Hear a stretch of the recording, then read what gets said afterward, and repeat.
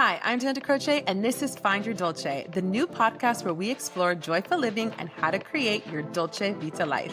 I'm so excited that you're here. Thanks for joining. Let's get started.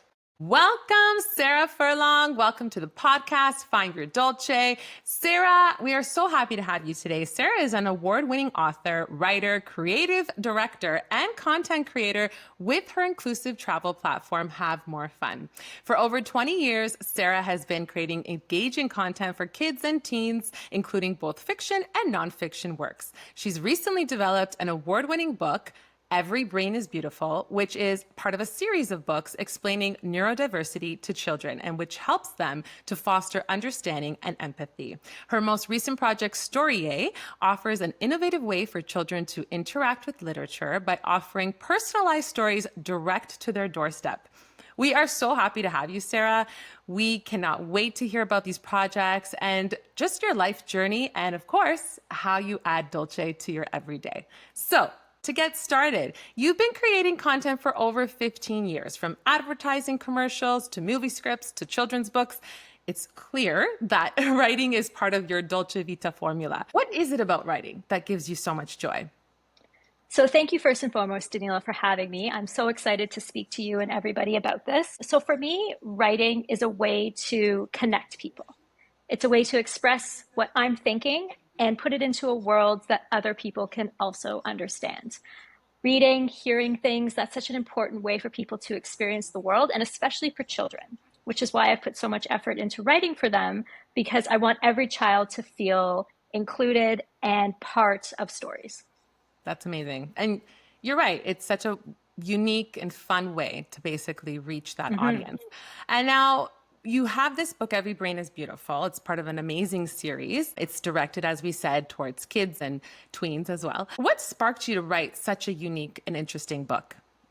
Absolutely. So Every Brain is Beautiful was born out of the fact that when my son was diagnosed autistic and ADHD, there was no good way to explain that to him that wouldn't make him feel bad, that wouldn't make him feel like there was something wrong with him. I looked for children's books in that space. They didn't exist. So I decided that's what I needed to write. So I wrote Every Brain is Beautiful with the intent of explaining to him and other children that everybody's unique, everybody sees the world differently, and nobody is better than others. Everyone's brain is unique.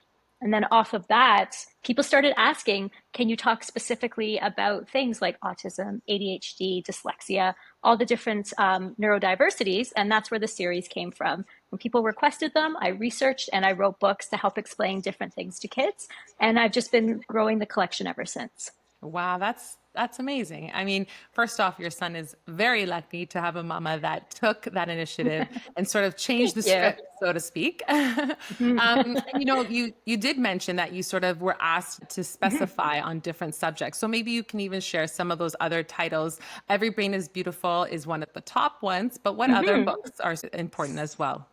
So under the series, it's a Your Beautiful Brain and is the rest of them. So we cover autism, ADHD, dyslexia, big feelings, giftedness, OCD, anxiety, and something called ADHD, which is when the child is both autistic and has ADHD and how those things interact together. And it's a series that's constantly growing. I listen, I learn, I hear from parents, and then I expand as needed. You know, it's such an important topic. You did mention, as you were saying when you started the series, that it was important to not make these children feel bad. And I think that's, a huge thing. We know bullying is a huge component in schools and life in general. And I think that, having this series that helps children to see it in a different light is so important. So thank you for doing that. But thank you. Yes, it's one of those things where you don't know what you don't know, right? And especially with kids, when they enter school and they're in a classroom and a child is behaving in a way that is different to them, the first instinct is we're not alike. And that's not true. We are. It's just understanding that those differences are okay. And that's the whole point of the series. Very true. 100%. And, tell us a little bit more about your son. So as you said, he inspired these books, and just what is this whole journey? What did it all begin with?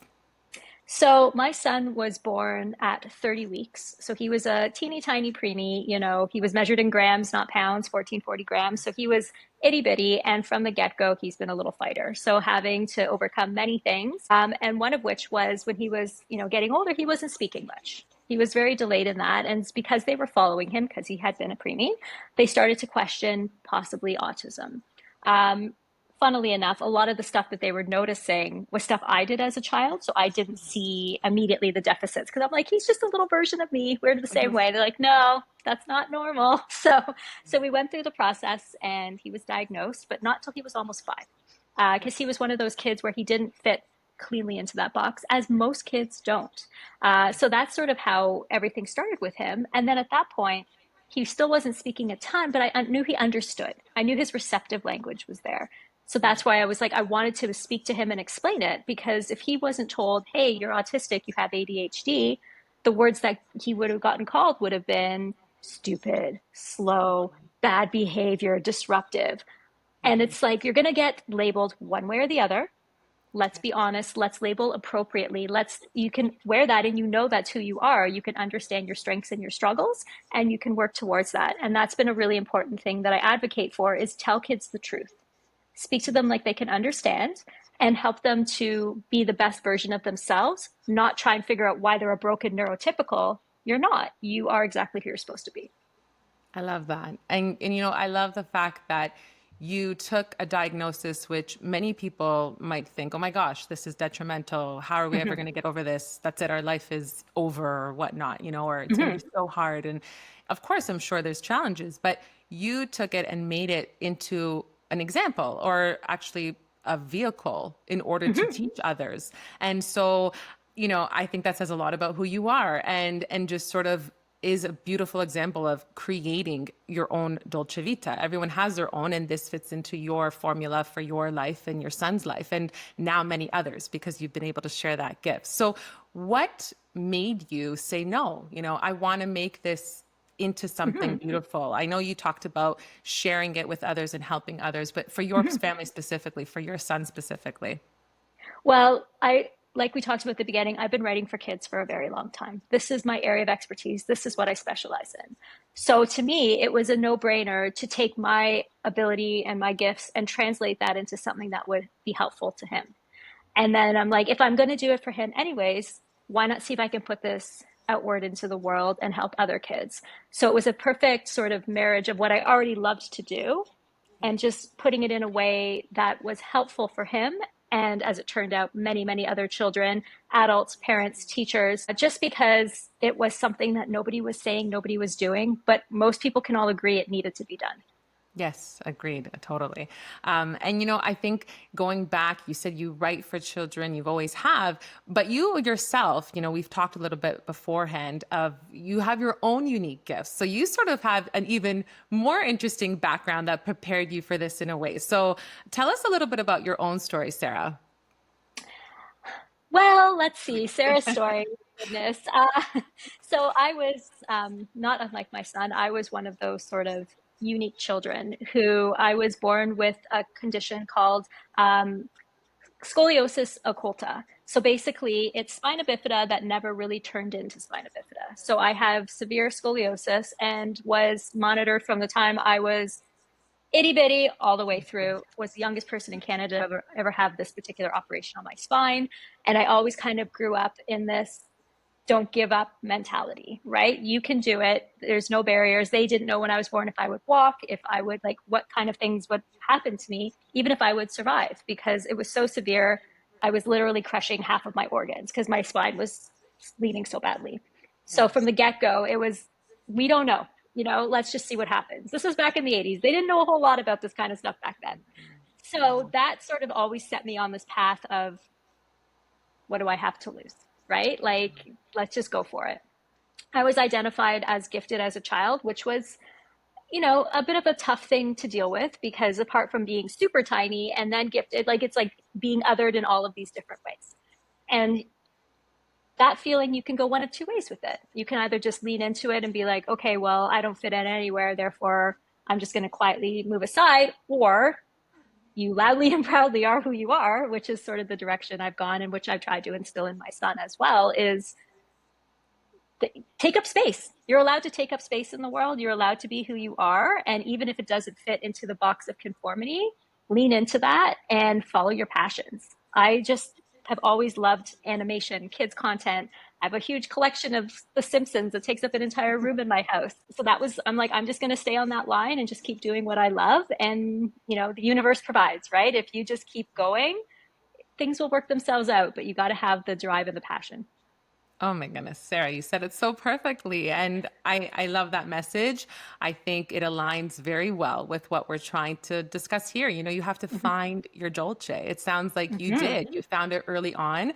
And I love how you said it could have gone one of both ways, right? And so you chose the path that was positive and, how can I use this to my advantage as opposed to just sort of like you said, putting yourself in a corner, which is amazing. I Yeah. love how you did that. And also how you now are inspiring others to do that too. And let's talk a little bit about so you're doing it through books, of course. You've done it Hmm. within your work as a creative director in advertising, but you also have an amazing platform. It's called Have More Fun. Please tell us a little bit more about that because you've also made great strides with that as well.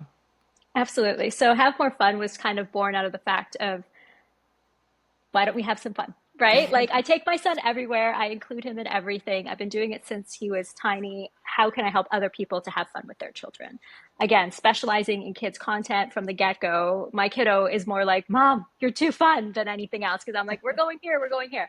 So I started sharing that with people. Here's what we did and here's how we did it. And a lot of tips and tricks, especially from the inclusion standpoint of if you are traveling, are there accommodations you can ask for? How can you do it? And that's really what grew my platform was this feeling of take every child with you, right? Like this isn't just specifically for kids who can sit quietly and follow the rules. There's ways to make it fun for everybody. And I'm very passionate about that there's always a way. You just might have to do it differently. And I love to help people find those ways to give insights into ways I've found and then also share my random thoughts because that I feel like binds a lot of people together is that feeling of like, oh, I'm not the only one that thinks this or feels this or has this experience. And that's really what I share on Have More Fun is just that idea that fun first. Like above all else, life should be fun. And if you're having fun, you'll do great things.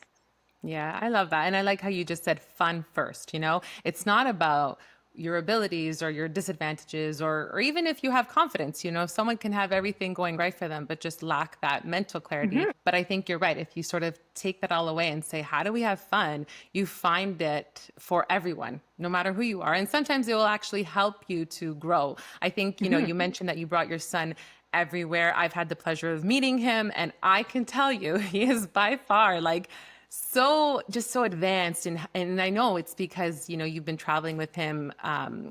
from a very young age and you've always advocated for that and again like I don't think that you have to bring them to all these exotic places. You've brought him just about Absolutely not. everywhere. And I think you touched on a really good point where it was like it's not just for specific kids who can sit Hmm. quietly or do certain things. It's like let's figure out how this trip or how this excursion works for your kids. Absolutely. And fun can be found in anything, which is Yeah. another thing I advocate for. You do not have to fly around the world for fun. It can be simple activities at home. It can be going to a local park. It can be, your fall fairs, your whatever is happening. And I think that's really important for parents to remember because social media puts so much pressure on us to be perfect, to do all the things, to do them perfectly, to have an immaculate house. No, thank you. No, real is best always. And that's how you enjoy life is you take that pressure off and am I enjoying this? And if I'm not, why am I bothering? Right? And that's really what I advocate for. Yes. And you hit it on the nail, like fun, it could be found anywhere. And that's like find your Dolce, Viva la Dolce. 100%. It's in all these little things, sometimes they are extravagant, but sometimes it's just like a walk to the park is just Hmm. as beautiful. So I love that you do that. I know we've touched sort of upon this, but maybe you can, sort of wrap up in a nice little way. Like, how do you think overall that inclusion and acceptance contribute to Dolce Vita living? So, I mean, not only for the individual, but maybe even just as a society as a whole. Absolutely. Many of our great advancements as a society have come out of the need to accommodate and inclusion. So sometimes we forget about all of these things that we take for granted that would never have come out if a person with a disability hadn't advocated for something to happen. Okay. Even an example of the electric toothbrush, Mm. was initially for people that had disabilities. It was tough to brush your teeth. And that's something we just take for granted. We use every day. And I think that that's an important thing to remember is that being inclusive to everybody benefits all of us. It makes everyone's life better. It makes everyone's life easier. And the more we can do that, that is finding your Dolce. That is just making the world a better place, making people feel good and happy. And if people feel included, then everybody feels better about the world. And I think that above all else, if we can put that as sort of our first thing, is if when I'm doing something that's going to upset or offend somebody, and if it is, maybe I shouldn't do it, then all of a sudden we're making it that everybody can feel included and accepted. And that is a really beautiful thing. I love it. Yes, 100%. And actually, now that leads us to your next project, because Storie is yet another way to, come at storytelling from a very entertaining but unique way that can, again, reach all different people from all corners of the earth. Can you explain that a little bit more? Absolutely. So Storie comes out of the idea that every kid consumes materials differently. So a lot of kids see a book and are intimidated immediately by that. That is a lot of words. That's a lot to take in, especially if a child has ADHD, something like that, that is like, how's my brain going to go through this? Immediately, no.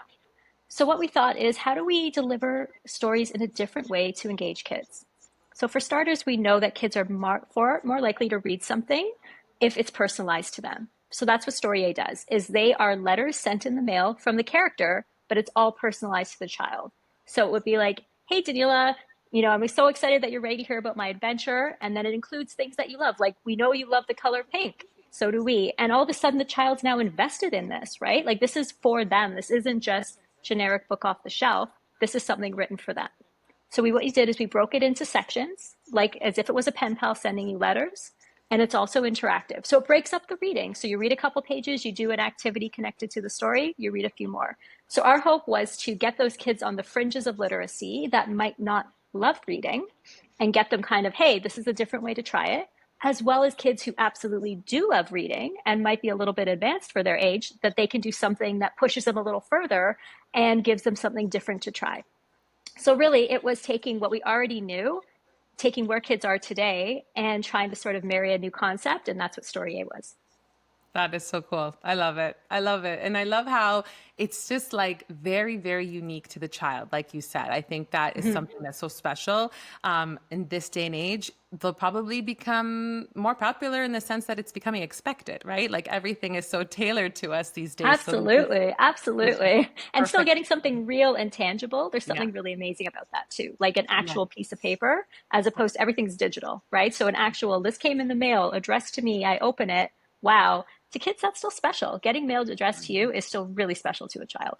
Oh yeah. It's a present, right? Like they're getting a gift Absolutely. every time. Yeah. Oh, I love that. That's awesome. Well, I have to say, you have to tell us, yes, you've been giving us this Dolce Vita that you've given to yourself, your son, and the society at large, but you yourself, like Sara, on the day to day, what is your Dolce? You know what? To be honest, I am one of those people who just lives Dolce. Like, I do things I love because I love them. And I make a point every day of making sure that I do something like that. Whether it is just, going out for the coffee, whether it is just, sitting be like, this is my TV show and I'm going to watch it. We love to do activities. Like anytime I get that opportunity to be like, there is an event in town, like I'm doing like 3 or 4 events in the next coming week just because this is fun to me. So I take every opportunity to find Dolce in my life.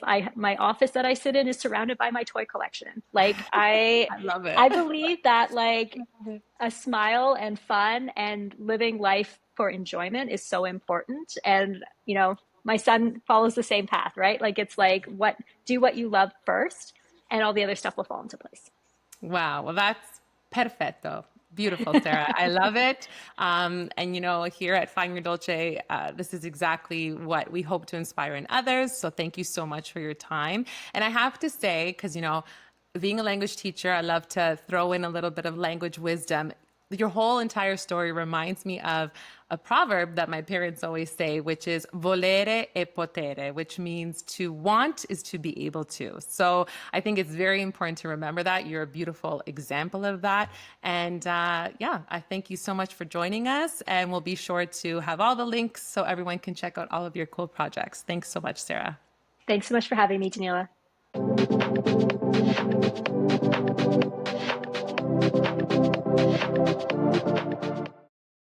It's time for Merenda Moment and to learn a little bit of Italian. There's a famous Italian expression that says, Dietro ogni problema c'è un'opportunità. Dietro, behind, ogni problema, every problem, c'è, there is, un'opportunità, an opportunity. This is a great expression. It reminds us that it's never the end of the world. There's always hope for a better opportunity. And it's kind of similar to the English, when one door closes, another one opens. So remember, sometimes you might find the solution or you might have to be the solution. You might have to create the change that you want to see. But nonetheless, it's still an amazing opportunity that can arise out of a problem. So never give up hope, and remember, dietro ogni problema c'è un'opportunità.